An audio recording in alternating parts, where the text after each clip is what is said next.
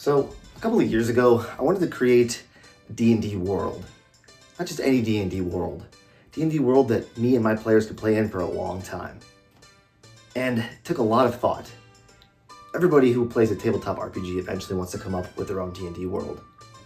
And I didn't want mine to be generic D&D world. I wanted to create my own world, one that me and my players could use for a very long time, and with a near infinite amount of campaigns to be held in such a place. With that in mind, I got to brainstorming. Meditation, long showers, even longer walks on the beach at sunset. I had come to a conclusion. Let's just use Earth. Yeah, that Earth. This Earth. Our Earth. Yes, That Earth. our Earth, the planet we all know. I figured this way I can have a place for all my players to relate to. I can hold polls to decide what part of the world we use for our next campaign. And even more than that. For my first campaign in this new world, I had a lot of options, but I wanted a solid starting place. And because of that, I chose a location that has influenced almost every part of the world, but will also give my players an easy conversion to a real-world campaign setting that still fits the classic D&D fantasy feel. And that place was none other than the UK. Or, in my world, Angllanor. Angllanor was the first step in my D&D world. I took Ireland and smashed it into the UK, and of course added some fantastical elements and created Angllanor. Now, the lore.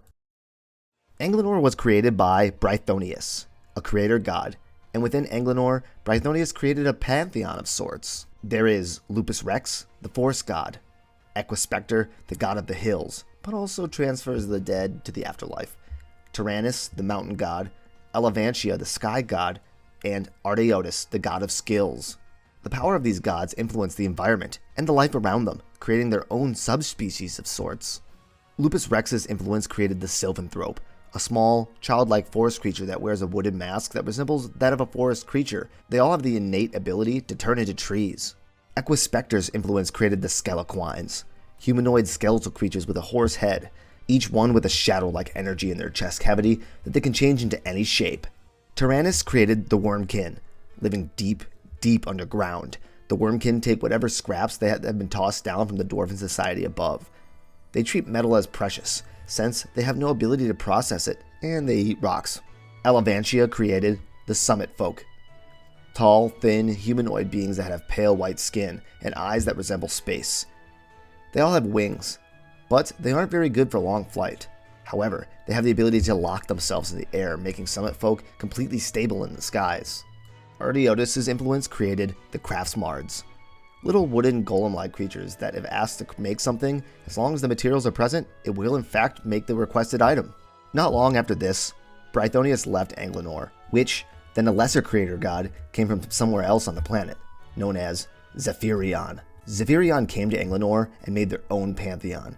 They made Lunaris Nocturne, a vampire, Volcanaxia, a lava monster, Mulgormith, a sludge-like biomass, Aravena, a witch, and Necerius, the Loch Ness monster.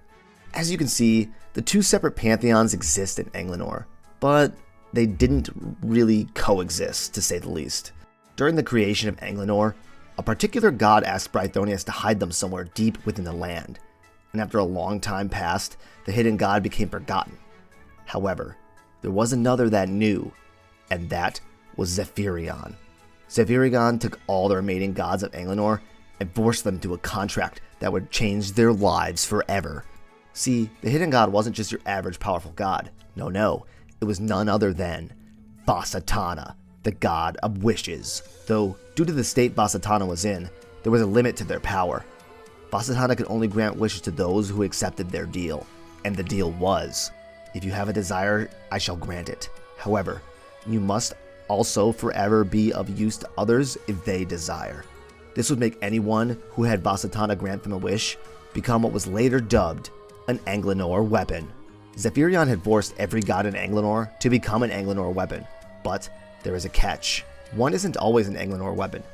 They are forcefully transformed into their weapon state after their full name and weapon name is said aloud. For example, saying Lupus Rex the Arborbane aloud to Lupus Rex would transform him into his weapon form, known as Arborbane. Saying it again would then turn them back. This was really fun for my players. It had them second guess any magical item they came across, thinking it might be an Angllanor weapon. That being said, anybody could become an Angllanor weapon. They just had to make a wish to Vasatana and accept the contract. A group of people began to try and hunt down Vasatana, as they are the final connection to what was known as the God Crafters. This, right here, is what set into motion my 3-campaign story known as the God Crafter Saga. After stopping the group from getting their hands on Vasatana and free the god from its hiding place, Vasatana decided to go back to its homeland, as they believe their power will be better used there, protecting the last remaining God Crafter. Thus ends Angllanor and Part 1 of the God Crafter Saga. Part 2, Raja Varta. In a place far to the east of Angllanor, the journey continues in the land of Raja Varta.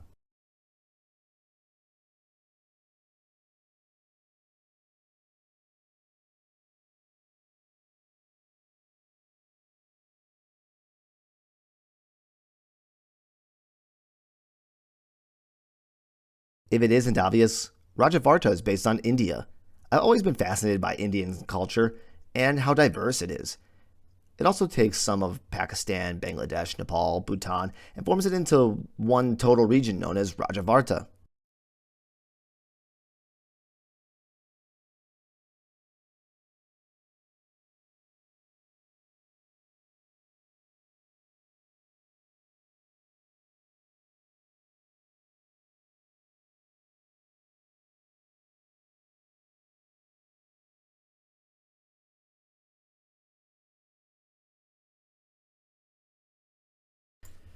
The story continues here, and I would get more into the story, but I fear that even despite my warnings, my players might still be watching this, so I'll keep it simple. There are 4 great kings of Rajavarta, who must be reunited to awaken the final Godcrafter, which will be used to fight a great evil. The Godcrafter, which was once known as Adam, was split into 4 pieces by the 4 kings, who were actually just one king that was split into 4 by this great evil. After being brought back together, the last Godcrafter is used to fight the great evil, but then perishes for good, thus ending the Godcrafter era. The story of Rajavarta happens within the span of a couple of years of the events of Angllanor, the events that freed Vasatana. However, there is one last part to the Godcrafter's saga. Part 3, the Center of Stories. This campaign takes place long before the other 2, and approximately around my world's version of 10 BC. This story takes place at the junction of 5 great nations: Anatolite to the northwest, Parthursite to the northeast, Arasaite to the east, Aegyptite to the southwest, and Levanite in the center. This collection of lands is known as the Center of Stories, as this is where all the major continents of the time meet. During this time, the Godcrafters are all in their prime form, and all of them still exist. Throughout the campaign, the players will meet a group of 12 individuals who plan on using the Godcrafters to create their own god. But this won't be any god. This will be the God of Gods, a king of kings, so to speak. The omnipotent God of the universe, the God of Gods, Jesu. Though doing this will cause the Godcrafters to perish, as it requires all 5 Godcrafters at once to use all of their power. The players will try to stop this, but will ultimately fail. The 12 will create Jesu, and this will end the reliance on gods previously established. This also sets forth a new era known as AD. Of course, the reliance of gods doesn't immediately fade, but it is the death of the last Godcrafter that causes the remaining gods to fade into myth, as modern age soon approaches. So, the 3-campaign saga comes to an end. The story at the end was really about the death of the Godcrafters and how that leads into the modern age. Without the gods, magic fades and becomes near myth. But not forever. Now, you may be wondering, what are the Godcrafters?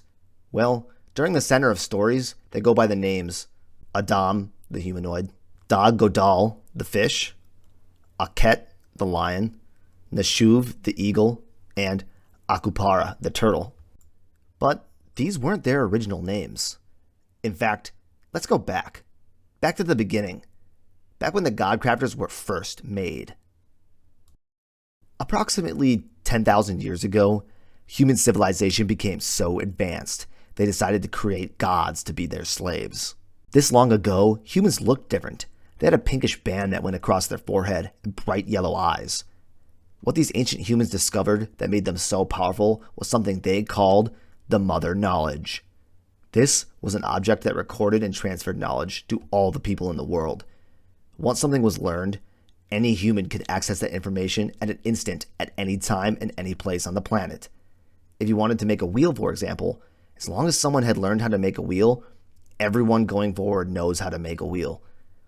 The Mother Knowledge made humans advance at such a rapid rate that they came to a conclusion it would be easier for them to create beings of power to complete their tasks than it would be for them to create a machine to do it. So, every human on Earth at the time, which is only something like approximately 200,000, came together from all over the planet and created the Godcrafters. These magnificent machines then became the living place for all humans as they built great cities on the backs of the Godcrafters. This was known as the Era of Freedom. Now, with the ability to create gods, the ancient humans created an ultimate workforce.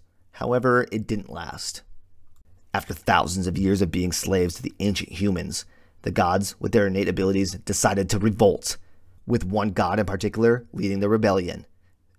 This god was none other than Vasatana, the god of wishes. Vasatana granted the gods control over the Godcrafters, which they then used to decimate the ancient humans. This great war lasted approximately 1,000 years and completely destroyed the planet's surface. This was known as the Era of Fire.